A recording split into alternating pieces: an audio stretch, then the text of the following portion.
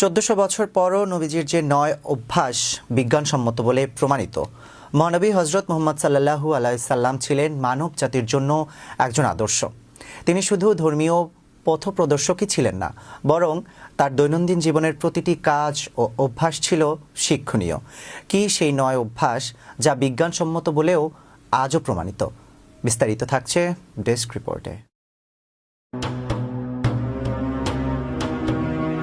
নবীজির যে 9 অভ্যাস 1400 বছর পরও বিজ্ঞানসম্মত বলেছে গবেষকরা। মহানবী হযরত মুহাম্মদ সাল্লাল্লাহু আলাইহি সাল্লাম ছিলেন মানব জাতির জন্য এক আদর্শ। তিনি শুধু ধর্মীয় পথ প্রদর্শক ছিলেন না, বরং তার দৈনন্দিন জীবনের প্রতিটি কাজ অভ্যাস ছিল শিক্ষণীয়। চমকপ্রদ বিষয় হলো, আজ থেকে 1400 বছরও বেশি সময় আগে তিনি যে সহজ ও সুন্দর জীবন যাপন করতেন, আধুনিক বিজ্ঞান গবেষণা করে সেই অভ্যাসগুলো উপকারিতা খুঁজে পাচ্ছে। তার এমন 9টি অভ্যাস সম্পর্কে জেনে নেওয়া যাক। ভোরে ঘুম থেকে ওঠা। মহানবী সাল্লাল্লাহু আলাইহি সাল্লাম তাড়াতাড়ি ঘুম থেকে উঠতেন এবং প্রতিদিন ফজরের আজানের সাথে ঘুম থেকে উঠতেন। বিজ্ঞান প্রমাণ করেছে যে সকালে তাড়াতাড়ি উঠলে কাজের ক্ষমতা বাড়ে এবং মানসিক স্বাস্থ্য ভালো থাকে। কম খাওয়া। মহানবী হযরত মুহাম্মদ সাল্লাল্লাহু আলাইহি সাল্লাম রোগ থেকে বাঁচতে কম খাওয়ার উপর জোর দিয়েছেন। ইসলামের ধারণাটি হলো, পেটের এক অংশ খাবারের জন্য, এক অংশ পানির জন্য এবং এক অংশ শ্বাস প্রশ্বাসের জন্য খালি রাখা। এই অভ্যাসটি শুধু সুস্থ থাকতে সাহায্য করে।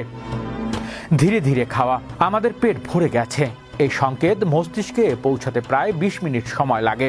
তাই ধীরে ধীরে খেলে কম খাওয়া হয় এবং হজম ভালো হয়। মহানবী হযরত মুহাম্মদ সাল্লাল্লাহু আলাইহি সাল্লাম নিজেও এটি করতেন এবং করতে উৎসাহিত করতেন। একসাথে খাওয়া। মহানবী হযরত মুহাম্মদ সাল্লাল্লাহু আলাইহি সাল্লাম বলতেন, তোমরা একসাথে খাও, আলাদা খেও না, কারণ একসাথে খাওয়ার মধ্যেই বরকত রয়েছে। বিজ্ঞানীরা বলেন, পরিবারের সাথে একসাথে বসে খাবার ফলে মানসিক চাপ কমে এবং ভালো খাদ্যাভ্যাস গড়ে ওঠে। পানি পানের নিয়ম। তিনি একবারে সবটুকু পানি পান করতেন না, বরং 2 বা 3 বারে নিঃশ্বাস নিয়ে পানি পান করতেন। বিজ্ঞান প্রমাণ করেছে অল্প সময় অতিরিক্ত পানি পান করলে মাথা ব্যথা হতে পারে এবং শরীরে লবণের ভারসাম্য নষ্ট হয়ে যেতে পারে। ডালিম ফল। ডালিম মহানবী হযরত মুহাম্মদ সাল্লাল্লাহু আলাইহি সাল্লামের অন্যতম প্রিয় ফল ছিল বলে মনে করা হয়।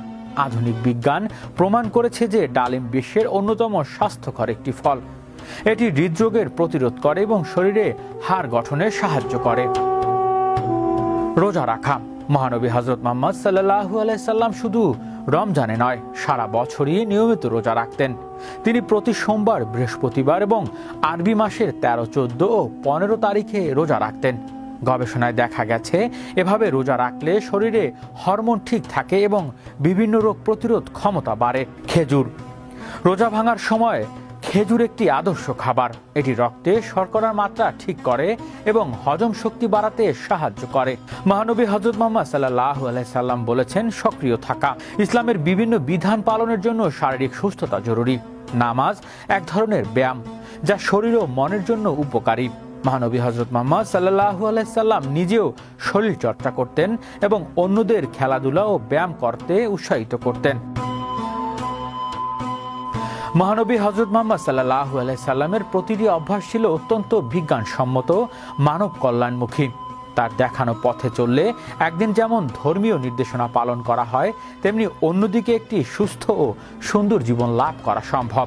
তাই এই সহজ কিন্তু শক্তিশালী অভ্যাসগুলো আমাদের নিজেদের জীবনেও কাজে লাগানো উচিত, যা আমাদের দুনিয়া ও আখিরাত উভয় জগতের সাফল্যের পথ এগিয়ে নেবে।